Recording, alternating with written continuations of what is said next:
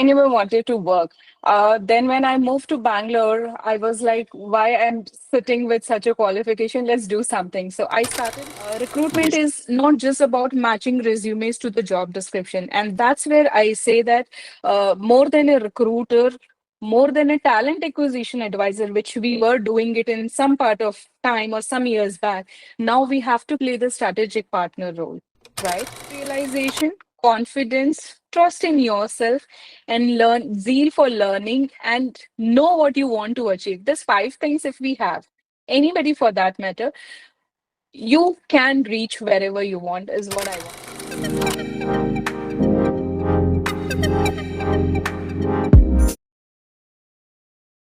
Hi everyone, welcome to I'm a Recruiter podcast.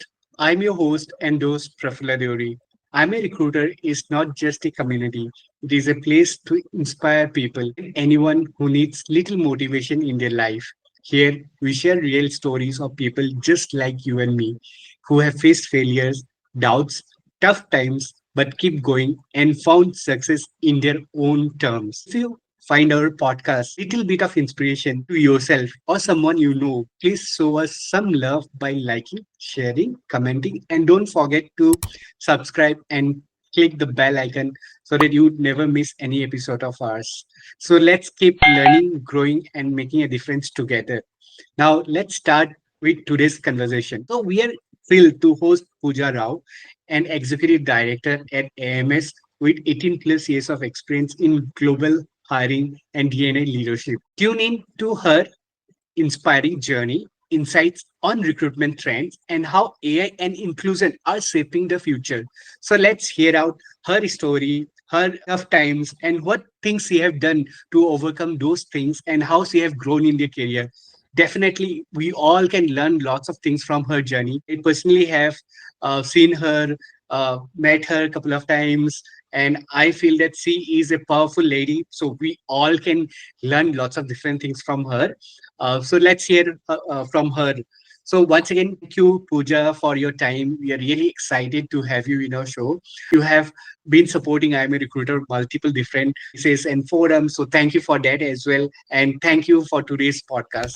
So once again, welcome, Pooja. Thanks, Prafula. It's a pleasure to be with you and sharing this platform. I know what it is to undergo, right? Build such a platform and bring different leaders or the HR personalities to share their experience and, help others to learn and grow from there. So I would say thank you and thank you for the opportunity and thank you for this broadcast and different sessions, which you share on LinkedIn. This is really helpful. So before we start, you also brief little bit about your current work, what you are doing, which organization you work with, so that people, our audience, can understand about your background. Then probably we'll talk a little bit about your past as well. Hello, friends. I'm Pooja Rao. I come across with 18 plus years of experience. I have worked in the diverse industry, which is IT services, product, aviation, and my current stint with pharma domain. I'm currently associated with AMS, which is Alexander Man Solution, as an executive director. Where I am serving a client called MSD for their India APAC region. I am taking care of their Hyderabad Tech Center GCC setup currently with a huge team and a lot to learn when I say a new domain. This is not only just being a recruiter or a talent acquisition advisor, it is a strategic partner role, what I bring to the table. And I educate my team to work on strategies than just doing the transactional or a postman job, what we call in the layman language. So happy to be here. Great introduction. You also tell us a little bit about your background, like where are you born and brought up, then what's your Sure. education background, and how did you land it in recruitment specifically? Sure. Coming to my personal journey, so I'm basically a Maharashtrian and brought up in Chhattisgarh. And after marriage, I relocated to Bangalore and was there in Bangalore for almost 21 years. And now with the new job, I relocated to Hyderabad.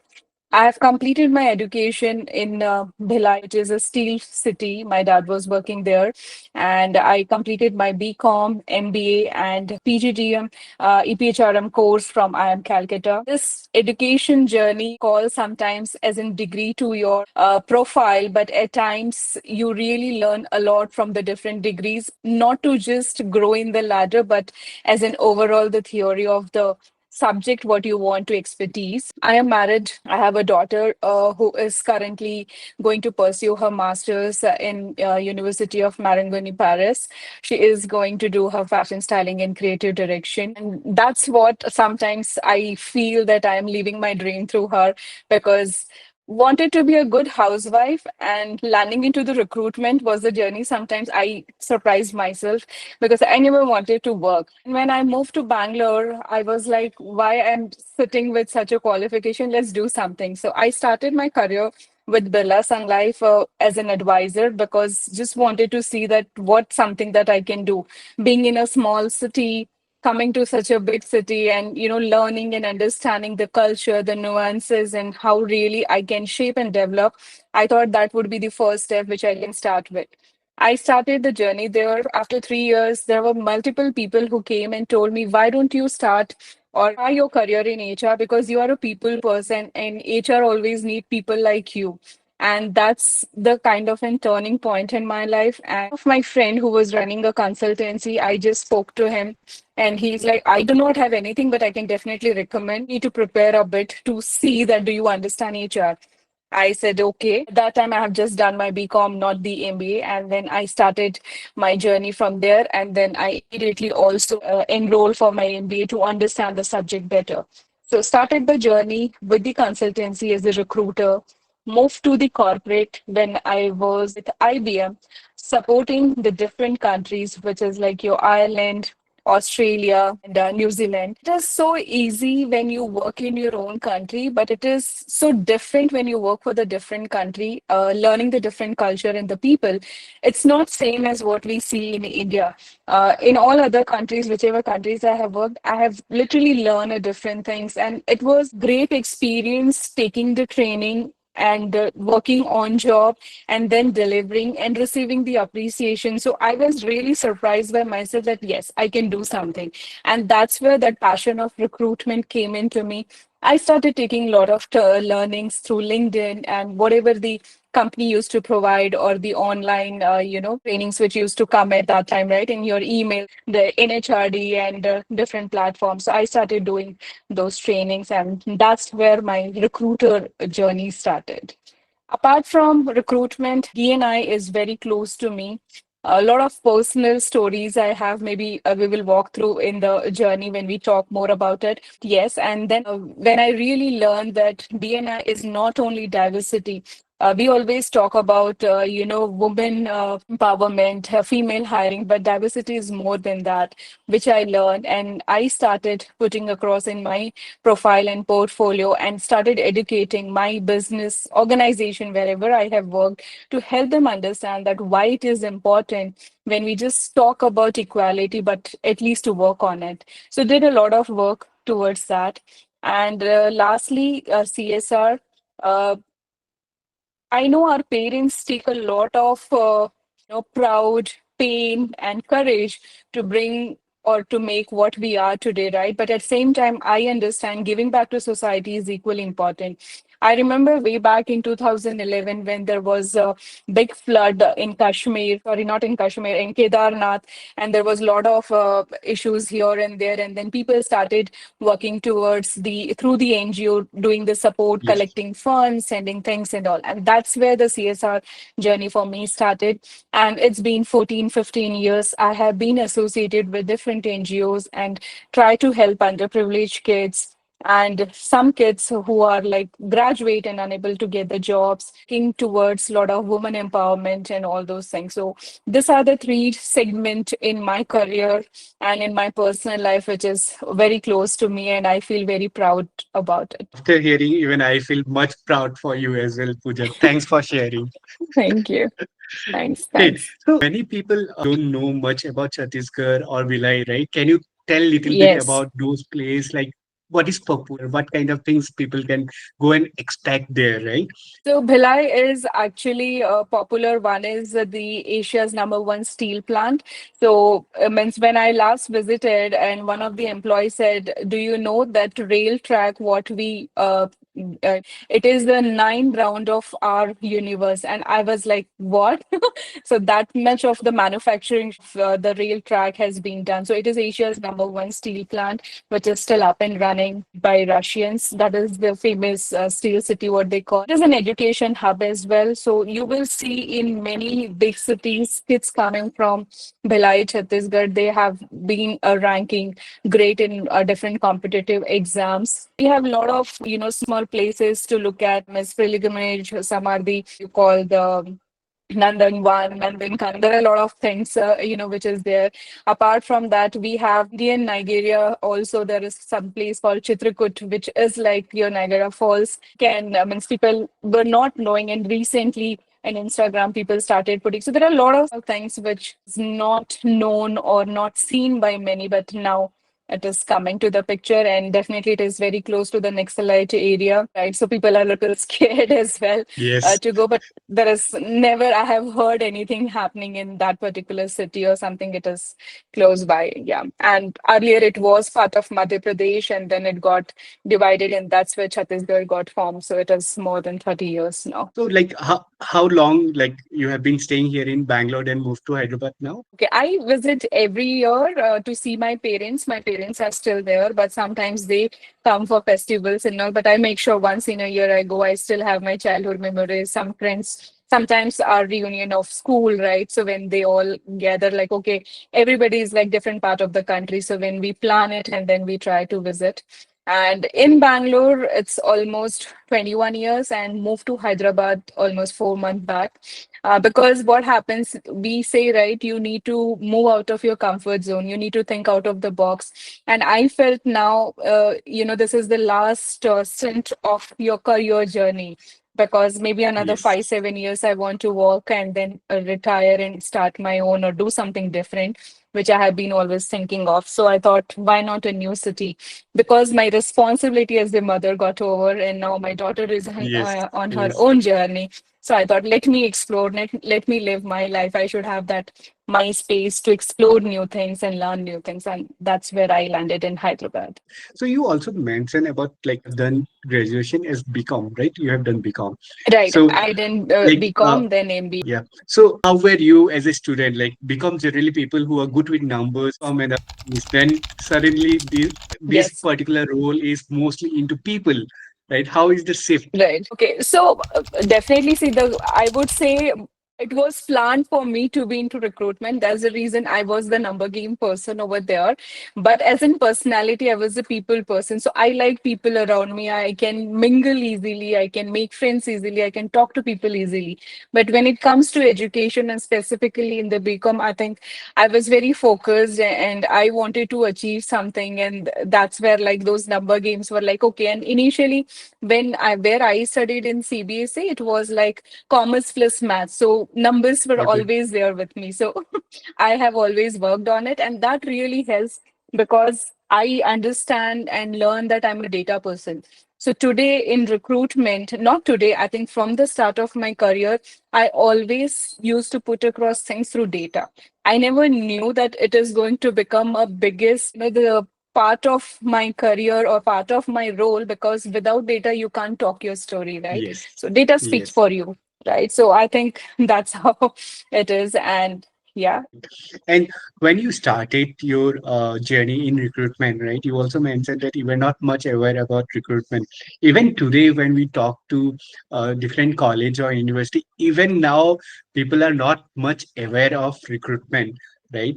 Do you still see similar kind of gap before and now as well? See, yes, when I joined this, so recruitment was one liner. You need to hire somebody for an organization, right? You need to fill that position. Me, it was that. But when I started really learning and understanding, and good part was the people who were mentoring me, were coaching me, were really into it. So they always helped me understand it is not like what you have got the JD and you have to match the resume and you have to fill the position. You need to understand that what they are looking for. So this learning was from the start for me, right? And I always took it over. Today, what I see is like many of the recruiters, even in my team, when I talk to them, they come from BTech, BE background, right? And when I ask them why HR, because I did not got posted anywhere, or in my campus selection I did not got. I was like, how it will help? Do you really understand? They don't even understand that. When I ask them that, do you think in recruitment your career will be good? You need to guide them that yes, it can help them better than somebody coming from the MBA HR, because they come technically strong. They understand the technology better than anyone else. We take some time to Yes. learn the technology over a period of time, wherein they understand. So I have mentored or coached many of such HR or the recruiters to help them understand to use certain education line as their power plus, because that can help them boost their, like, to become a good sourcer, technical recruiter, right? Or the technical sources, because it helps them to drive that or understand or learn easily than anyone else, right? So they don't understand, and then they should do MBA in HR or something like that, right? So that's how it is, what I have always noticed and seen. So it is not easy. Recruitment is not easy. They just pick it up as an, I'm not getting anything, so I thought HR is the best option. I'm like, no, HR is not just the option. It is not easy. And many people, right, in the initial days, they suffer. They don't understand, right, what it is, why it is, and how it is, the HR function all over. Yes. Sometimes I remember, miss, that's how I work. When I ask them, do you know the entire HR life cycle? Do you know in HR itself how many sub function is there? Do you understand that where you really want to land? You started with recruitment, but when you really understand HR, or somebody does MBA in HR, there are different functions. Then they say, can I move into this? But do you know that particular part of the function of the HR? So I just make sure folks understand what you want to do and then do it. Even when somebody join as a recruiter with whatever experience, my this basic questions are always there. And I still see some people fumble. Some are really the passionate recruiters who really know what is recruitment. But some people with 5, 6 years of experience also fumble to answer that what is recruitment. So Yes. Yes. still, Yes. I would see the basic theory is very important when you have to deliver at high level in such a competitive environment. It's not easy to get a job as an HR or a recruiter as well for now, Yes. right? When we have to hire a recruiter, we see a lot of things. It's not only that how many positions you hired or how many numbers are you working in a month. There are a lot of other aspects. So people have to still learn what is recruitment and how can you be a good recruiter. I still want to say that. Yes, I totally agree because as you have correctly mentioned, right, it's not just about filling role anymore, right? Initially or long Exactly. back it might be, but now it's totally a different ball game, right? And whenever and we are Exactly. seeing that lots of GCCs are entering in India, and when any GCC are entering, they want some kind of partner who can help them bring and build the organization True. as well, right? And Right. recruiters, or the TA leaders are someone who can plan things in and around, right? It's not just about filling role anymore, I would say, right? Yeah, so I would just like to give one more example, Praful. Recent case, one of the hiring manager was arguing on the qualification. I said, when you were in US, have ever checked the qualification? They put, I don't know what XYZ qualification, and their experience is also in the bits and pieces. But when you come to India, you start looking at stability. You start looking at which university he or she has done. Is he is a BE guy or a BSc guy? I said somebody who has spent 10 years of experience, maybe from a BSc background, maybe, whatever the reason behind that. But when he or she has sustained for 10 years, doing a good job, earning a good handsome salary for themselves and getting a decent title for themselves in a good organization, how does that really matter? We take degree for sure, but what we learn is with our own capacity and capabilities and what we see, the atmosphere or the exposure we get, right? So I always say that yes, qualification can be a criteria, but cannot be a must criteria to hire somebody, Yes. right? So that's what I also tell to my recruiters or my leads or managers. When you go to the table to discuss about any difficult positions or hiring or a challenge, make sure you do your homework. Understand that why they were rejected and what are the criteria they are looking for, and then prepare your points and go. And never make it that qualification is a criteria to reject someone, right? Because Experience always teaches crucial lessons to us, right? Recruitment Yes. is not just about matching resumes to the job description. And that's where I say that more than a recruiter, more than a talent acquisition advisor, which we were doing it in some part of time or some years back, now we have to play the strategic partner role, right? Yes. That's important. Yes. Agree, 100%. Great. To our next question now, Pooja. So you have been in recruitment industry for almost 18, 19 plus now, right? What kind of challenge a TA leader, woman TA leader or female TA leader generally face during her journey, right? You can give your example, you can give other people example as well, because you have your own circle, right? Because the reason why I'm asking you this question, so my wife, since we have a 2.5-year-old kid, so she have taken a break from her career, and now she's not very confident to go back and work, right? And she is taking her own sweet time, Time. and like, yes. So what kind of different challenges? Definitely motherhood is one of the biggest challenge, because you have to emotionally take care of your kid and family, and lots of different things goes on, right? What are the other challenges as well and male employee or TA person can go through? Sure. See, it is always, I would say, how we prioritize, right? The prioritization is very important, and how you bind that prioritization with self.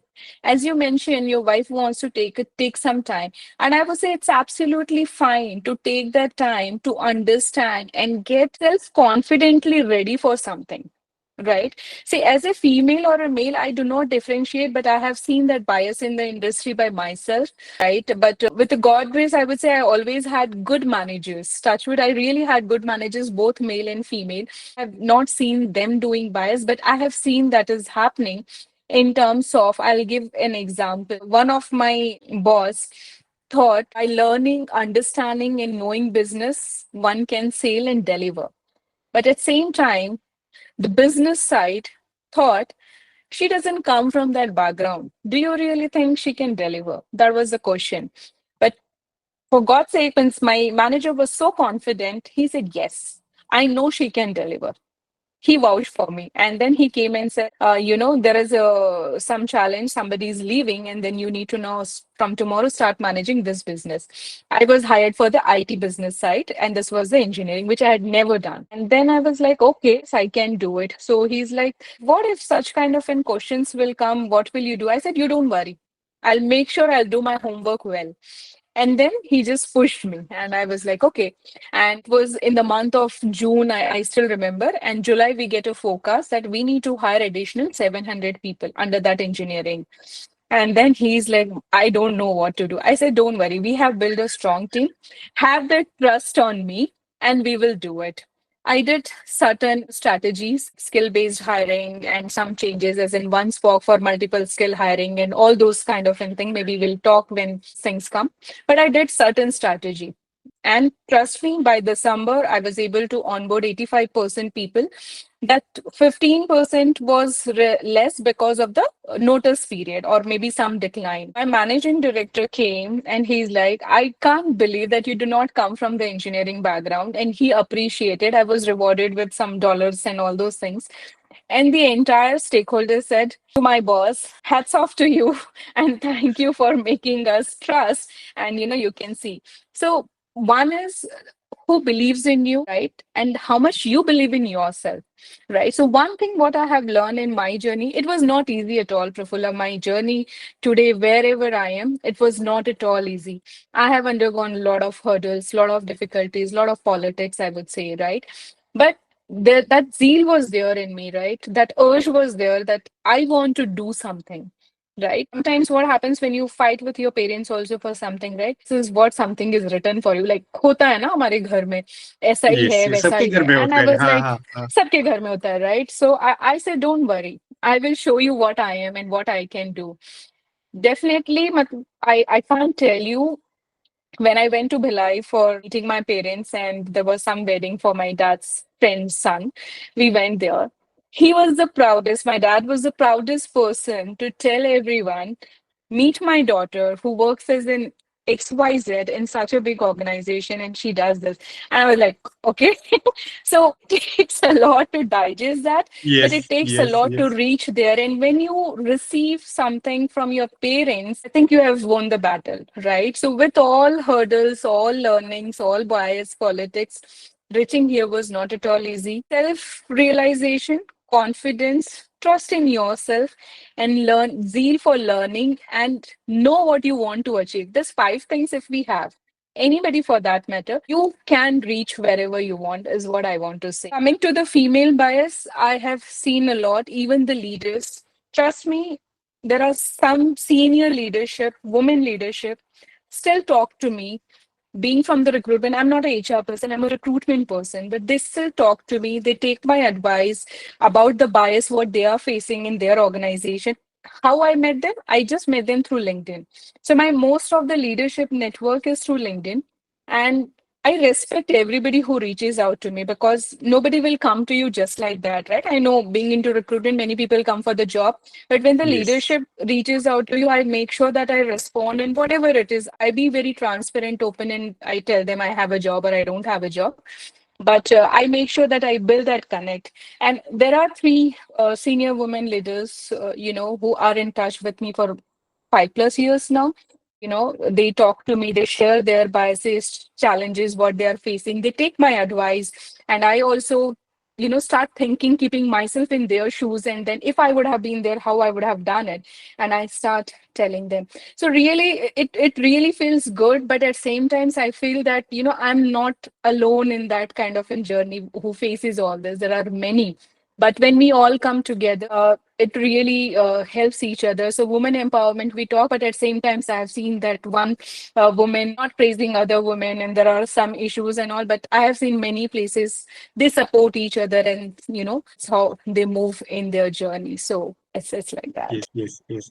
And you also mentioned that you have been in a DEI leader as well, right? And how did it started? When did it impacted you that you wanted to know more and more about DEI and you can contribute to your fullest? And like, what was your learning and what was that moment that you have started contributing to that journey?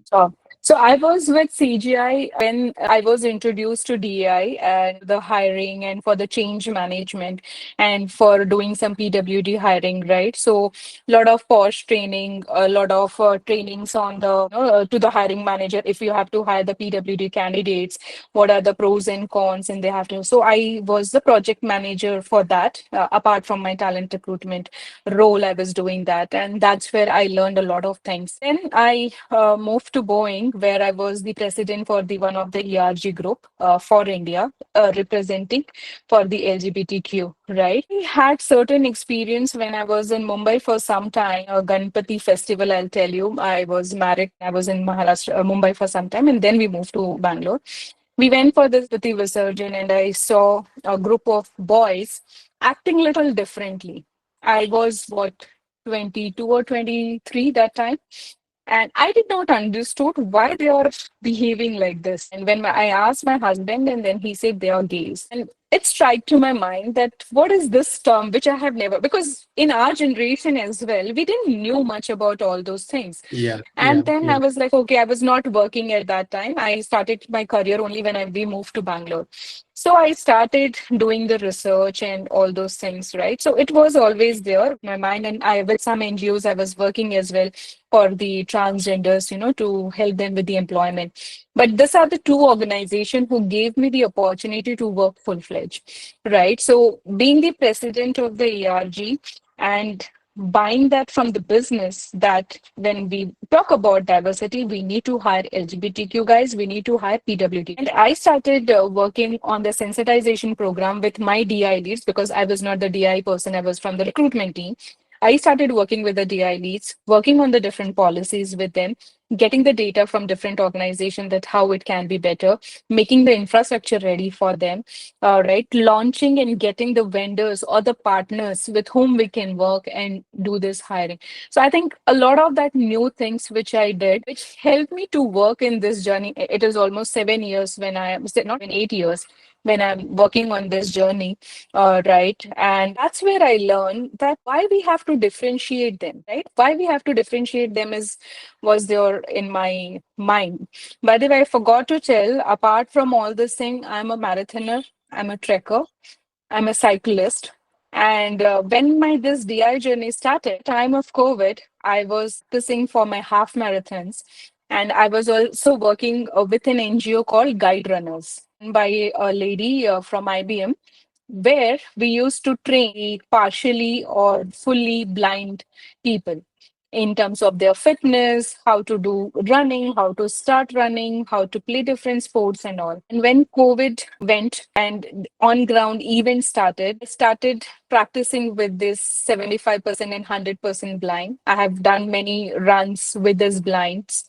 Right. We have done 10K, we have done 15K. Takes a lot to learn and understand about them. It's not at all easy, Yes. whether it is the personal side or on the professional side, right? I'm just giving those example to make it little easy. So when I understood, they were like that two guys with whom I did the run, they were operations manager with the SBI bank. When I heard their story, I was shocked. So, one person became 100% blind at the age of 15 due to some disease, and one person was by birth blind, right? And you can't talk and ask just like that. So, you need to build that connect, you need to build that relationship. And we tried doing that, and they became so close. They started sharing everything and all those things. And then two, three people came and told me, it is not easy to get the job. We have a quota. So some people get job, some people do not get job. Why don't you do something for that, right? And that's where I met somebody from Gift Abled who run an company for the partially abled, right? And that I introduce in my organization that we will partner, we will share certain number of requirement to do that hiring, right?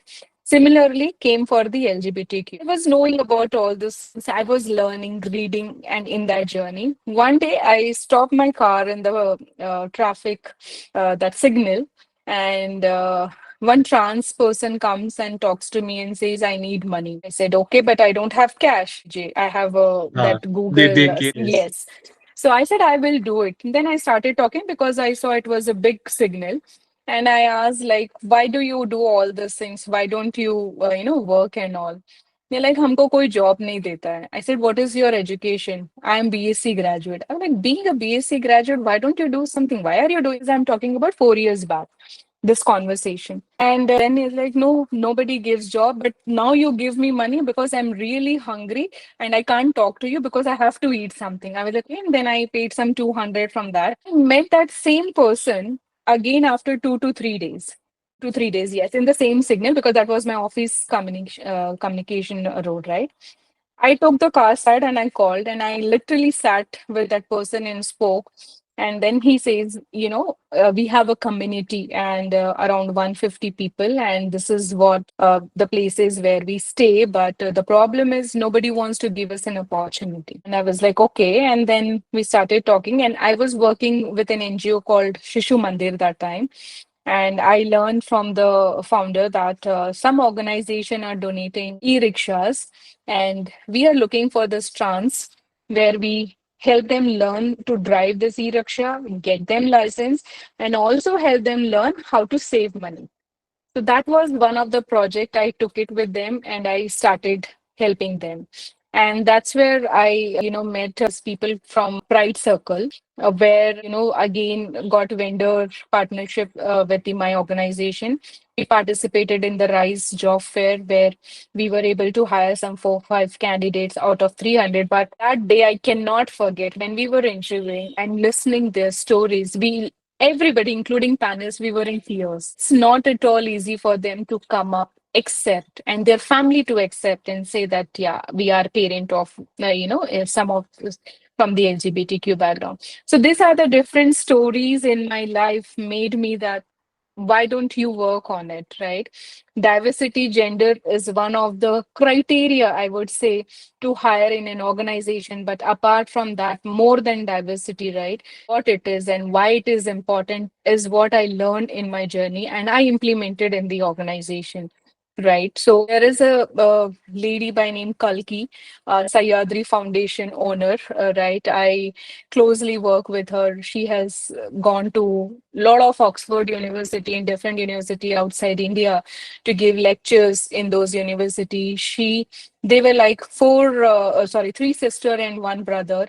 And this brother got to understand that I'm not a man, I'm a woman. And parents helped to transform and do whatever she wanted to do. And she is a very great and famous personality.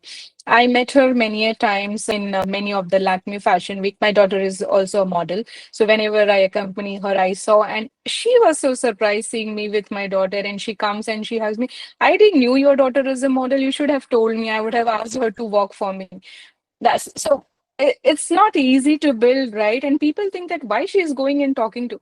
That's how still we have that barrier, right?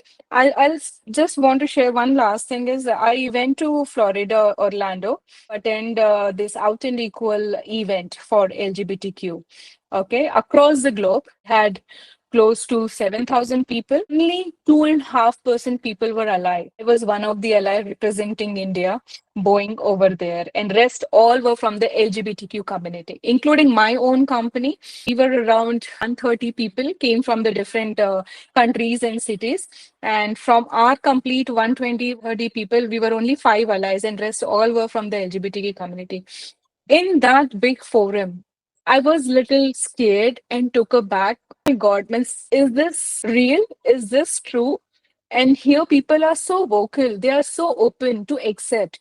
And when I heard my own colleagues from different countries sharing their stories, how they understood that they do not come from the normal ground, they are from the LGBTQ, and how their family accepted, I think I had got a lot of learnings. And we also had a kiosk over there, and some people came to know I have come from India, and then they walk in and they ask me, "You're from India." Here they call trans, chakka and all those things and all. How they take it? Do you guys really talk to them? There's so much of curiosity that how in India those people are treated because everybody knows. In India, Yes. it is still not there, right? Yeah. So Yeah. all these Yeah. things came to the picture, and that's where I thought that diversity is not only gender for me, it is beyond gender. And I started educating, and that's where I became inclusive and made sure I'll make my stakeholders inclusive to help them understand equal opportunity. When we just talk, it is not for talking, it is for doing as well. And that's where two organizations started hiring.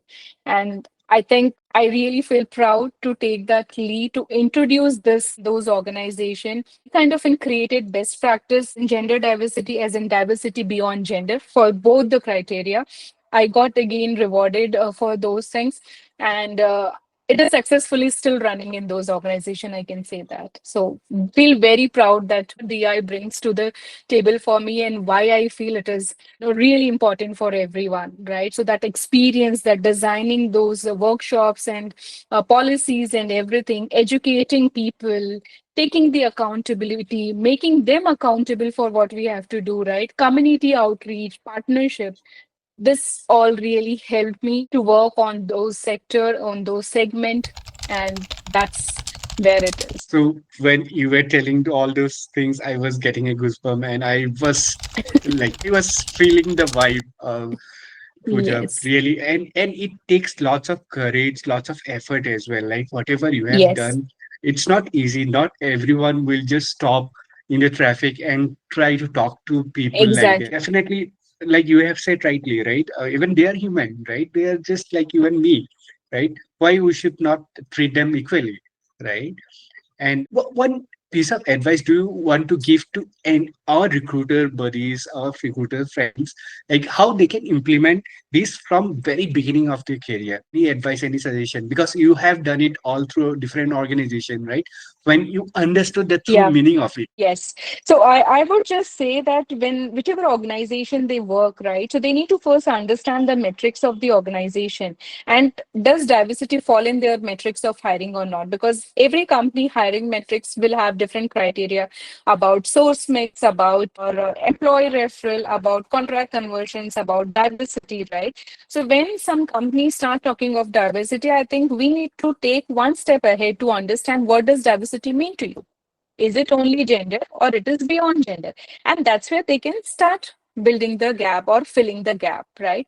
That's where they can become those advisor to help company or the organization understand that we need to move beyond gender. Diversity definitely still fighting about how to retain the Yes, female talent, how to hire the female talent, but it is beyond now, right? The generational diversity, that is another challenge in the diversity side. If you know, right, what we have started seeing is somebody at the age of 35 become manager and a 50-year-old person still working as a technical architect to report. Both of them have that discomfort to discuss and face each other at times. We have noticed that, right? That's the generational yes, diversity. So there yes, are a lot yes, of yes, other aspects which recruiters have to understand basis what their organization vision mission is, what are their business goals is, objectives is, and how we can partner to achieve that, specifically in the diversity side. And that's where we can become a real partner to help them understand and bridge that gap and bring this to the table to make sure that we also contribute towards that. yes. Yes. And after hearing you, to be very honest, I got exposure to diversity when I was working with Adobe. So thing when they introduced the bias training, unbiased training, from that time I got the exposure to learn more about those things as well. And whenever I got the opportunity, even I try to do different things. But again, like not in depth like you have done lots of different things. So since I am starting my own organization recently, I have the organization Ericsson where I was working. I have built my own startup, right? So how can I implement diversity inclusion from the ground up? Because definitely some or the other opportunity will come up, right? How can I identify those opportunity and which organization I should work with? Sure.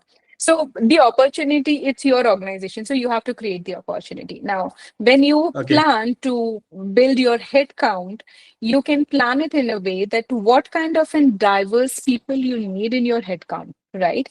You will have leaders, you have managers, you have different XYZ team. It's completely up to you to design your head count with the diverse talent. And that's the opportunity for you to bring it to the table. Now, which partners? So, gift tabled, as I told you, Avatar, this people help you to get diverse people specifically in the PWD side, partially disabled. Pride Circle big time helps you to work with the LGBTQ. And trust me, when you have this diverse workforce, you have a diverse talent on the table who brings a lot of diverse innovative ideas, creative ideas to the table to grow in a faster pace than doing that normal thing. Okay, 1 year I have this goal, 2 year I have that goal. I would definitely say that you have an opportunity to build it in this way, right? And you can try it, and definitely whenever you need my support, I'm always there to guide you or help you on those parts, but that is really important. Start with the inclusive role design. So, as I mentioned, the headcount thing, right? One is no bias, but keep it open for everyone. Don't restrict only the male and female, it has to be open for everyone, right? Then have the diversify sourcing channels, include this vendor partners as well, apart from your like jobs for her, right? They helps Yes.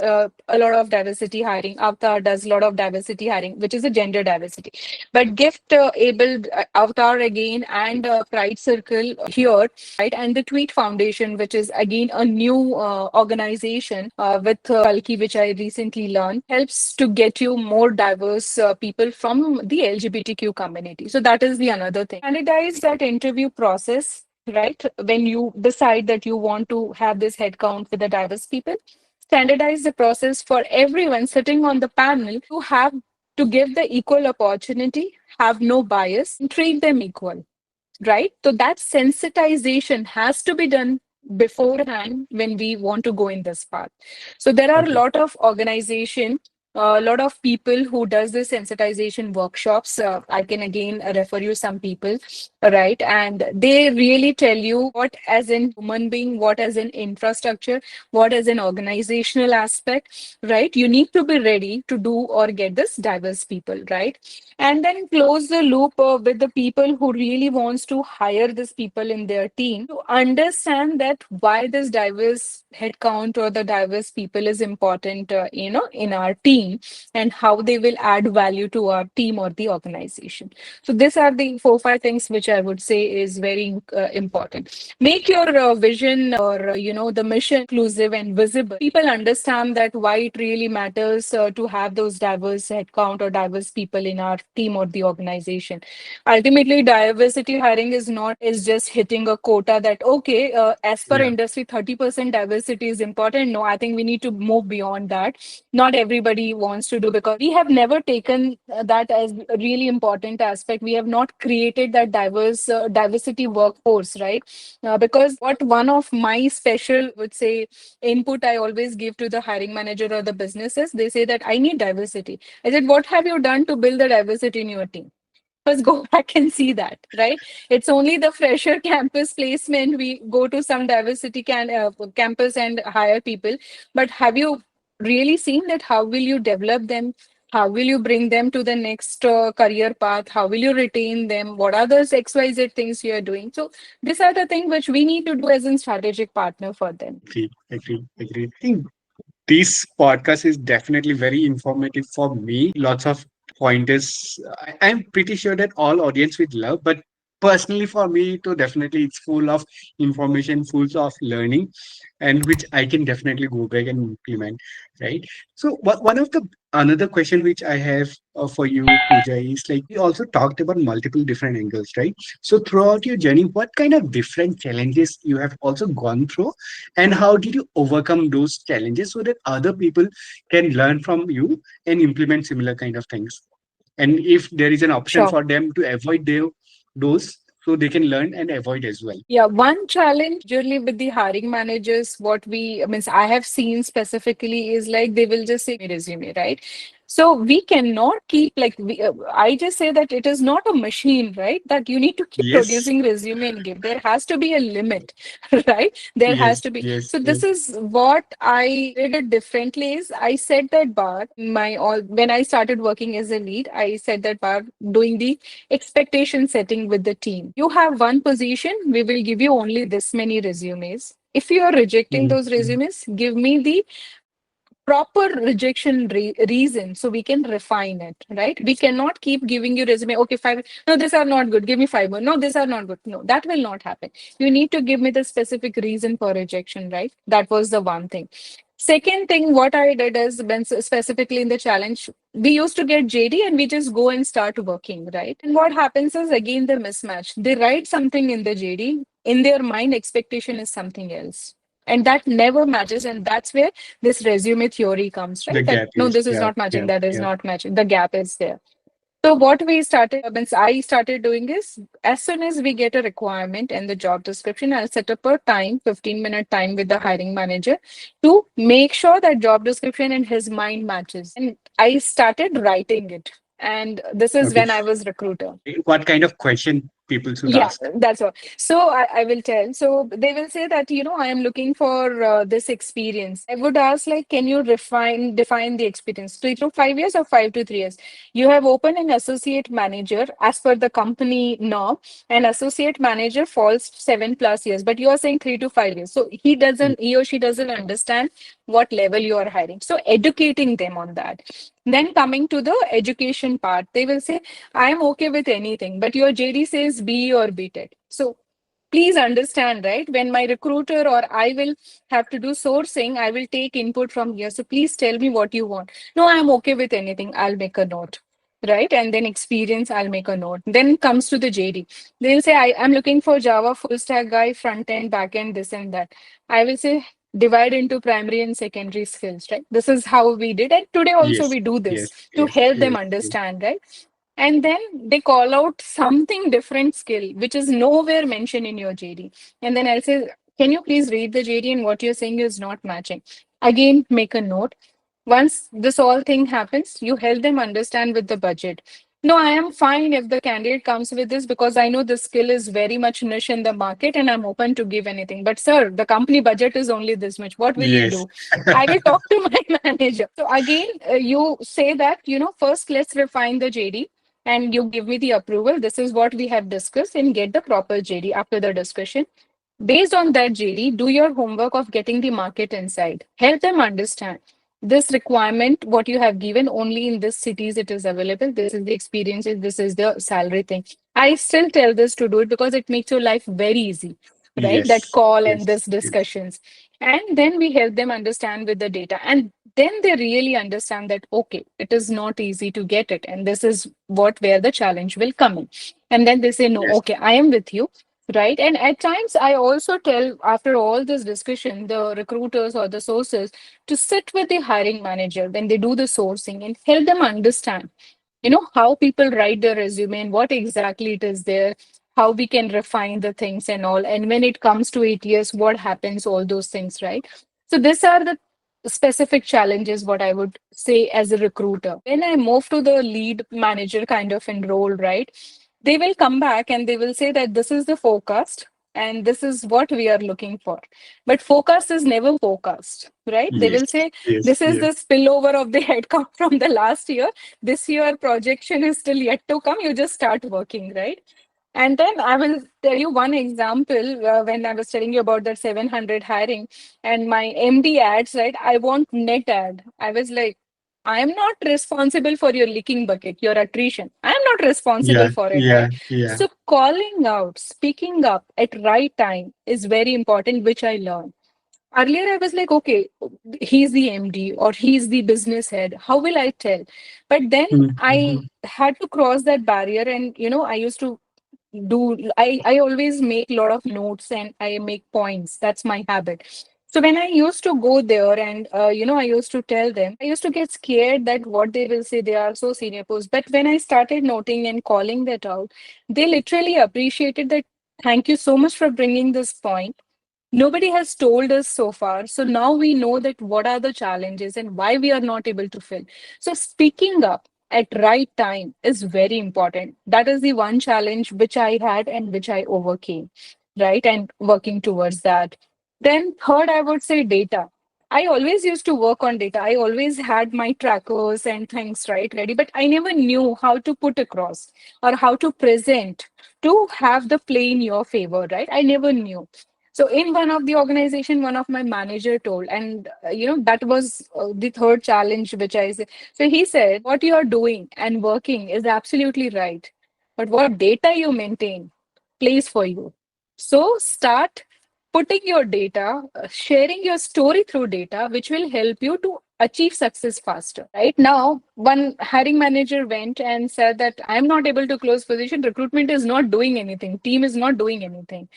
And when we produce the data for that one position, which was open for 6 months, we would have given 200 plus resumes. And then the business had asked the question to the hiring manager, if this would have been important for, would have closed long back. You would have not waited for six Yes. months. So this is not Yes. GTA team's mistake, it's your mistake, right? So this is the another challenge.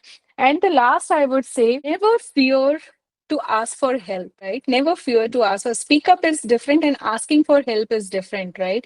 So when I was working as a manager and this kind of a thing comes, right? At times we think, okay, my TA head, I will tell what will happen, what will not happen. But building that relationship with the business, right, is very important. That trust confidence is very important. Though I'm an extrovert, but in recruitment, what happens is you always will have that fear. I don't know how do I talk to the business, what they will Yes. think. Yes. What Yes. if he goes or she goes and complains to my manager or to the HR director? What will happen? But that's the learning what I got, that build that relationship. Keep them posted and updated with the current market trend. Keep giving them bites of every now and then what's happening. And that's where you build the trust. And they know that you know the market better than anyone else, right? Agree. Rest all are at their level and the designation, but you are doing the job on ground for me with the right inputs, right? So building that, and then they speak for you. That I understand that, we were doing this wrong or that wrong, and this is things what's happening in the market, and I think we should do differently. So that's what I mentioned. As a recruiter, moving to the talent acquisition advisor, and now moving to the strategic partner role was a journey for me. It was not at all easy. But that passion, what I had to achieve, to learn, right, and to succeed in this different roles or moving ahead in the ladder really helped me a lot personally, professionally, come out as what I am today, as what I would say.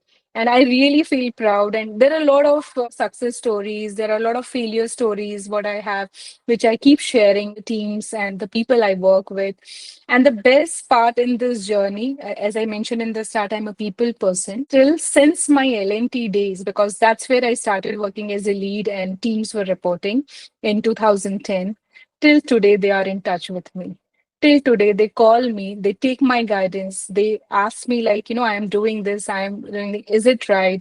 They take my support, they, wish me, they call me for their good things, bad things, or whatever, right? So I feel that I have earned that, right, with my Yes. hard work and with whatever the style of working or whatever the things I bring to the table with my hardship or with my learnings, right, has really given me back a lot. Agree, agree.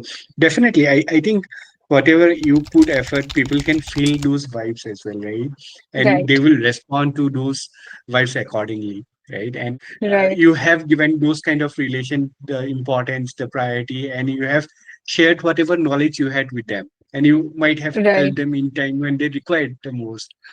Great. Exactly. Which I feel still some of the recruiters might have is they have lots of experience in whatever things they do, right? But speaking in front of the leaders, they still hesitate, right? So how did you overcome those kind of challenges? And what are the things you should keep doing to inculcate those habits? Sure. So, as I mentioned, I always used to make a note of the things, right? So, whichever meetings we go, we make a note. And I feel when you write something, it get registered in your mind, right? So, whenever the opportunity comes, so you go to the meetings every now and then, and when the opportunity comes, you just say that, you know what, we had discussed this in the previous meeting, and I think this is that. Sometimes they forget, or sometimes they don't Yes. remember what it is, right?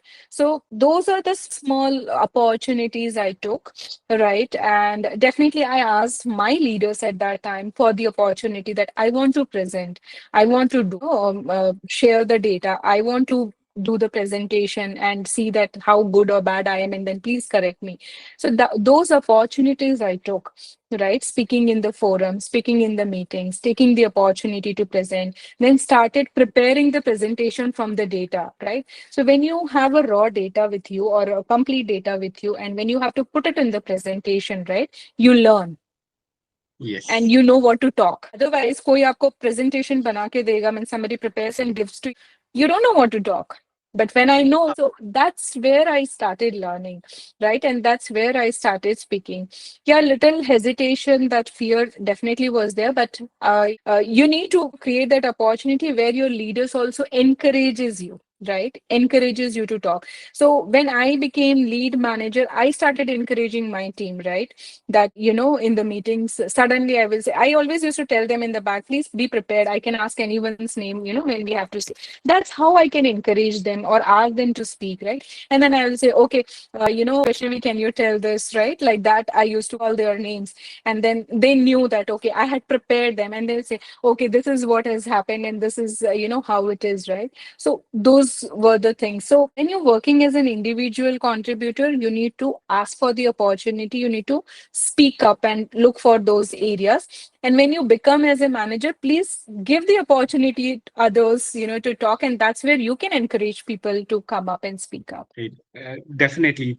So I totally agree because when I was kind of a senior recruiter, my manager have done the same thing. He suddenly put me in a tough situation, and I have to adapt. I have to keep learning, and I have to. Yes. Even I was not very confident speaking in front of like in senior folks, director, VP, and all. Right, when he put me in those situations, I was kind of prepared. I have to prepare, right, and Prepare. that's how Right. we generally run. And definitely, Right. good mentor, good members, manager is New members and definitely leaders. important.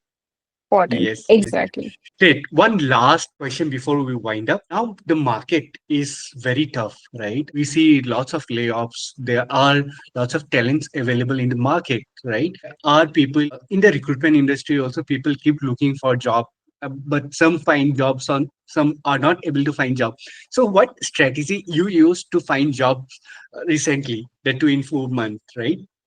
When you joined the new Okay. organization. Okay. So first of all, I, looked at that what I am looking for, right? I knew that in this product organization, IT organization, see, I worked, I'll give you a very real-time experience. When I worked for Boeing Aviation for 5 years, and when I was applying for the other product companies, always they had that thought that she comes from aviation background, she will not be able to deliver here. I think we need to break that barrier. Recruitment is something which is not bind with the domain or something. Anyone can Yes. do recruitment who really know recruitment, right? It is just you need to understand the domain, you need to understand the industry, you need to understand the competitors of whatever the new domain, right? And if you see, if you ask me, I have seen a lot of successful leaders coming from the diverse background only because they Yeah. can Yeah. put their experience and expertise accordingly, right?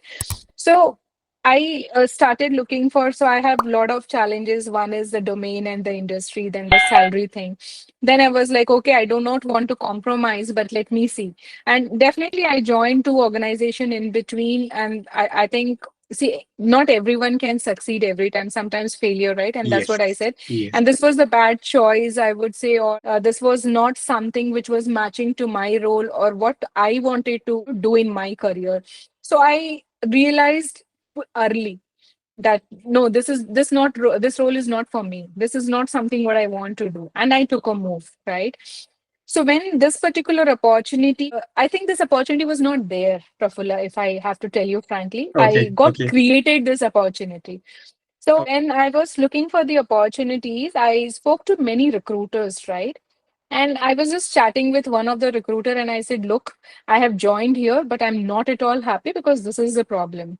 And I am looking for something good. So he said that, I do not have anything, but I would suggest that I'll give you one name and number. Why don't you share your profile? I said, okay. And I just shared my profile to that particular recruiter. And that person calls me and he's like, you know what? I'm really very impressed with your resume, right? And I want to see that if I can help you get some opportunity. I said, means that's how it started. And then he's like, we are an RPO company. I don't know, will you like it or not like it? But either in my own organization in the RPO or with my any client, I will try to look for the opportunity. And then my profile was shared with his leaderships. And then his leadership went through my LinkedIn profile. They already did all background check. This all I got to know after I Yes. joined. So my Yes. MD told me that we did a lot of things for you. Okay. So that's what they did. And see, this is how they want to hire leaders in their organization, right? Because it's a very important role or it's a very different role, right? Where they need a person who can deliver or who can make new clients or bring the business, towards the success, right? So all the leaders interviewed me and all those things, and then they were like, you know what? There is new GCC coming, and we think you would be the right person. I said, look, I do not come from RPO background at all, and I don't know what is RPO and all. I was on the other side of the table where I had RPO wherever I worked as a Yes. leader, Yes. and Yes. I had to remove RPO and make my own team. He's like, that's okay. Now try to play from the other side of the table. Why don't? And they literally convinced me for this role that we think you can play. And AMS was very new in India. Where Boeing also AMS Poland we have worked.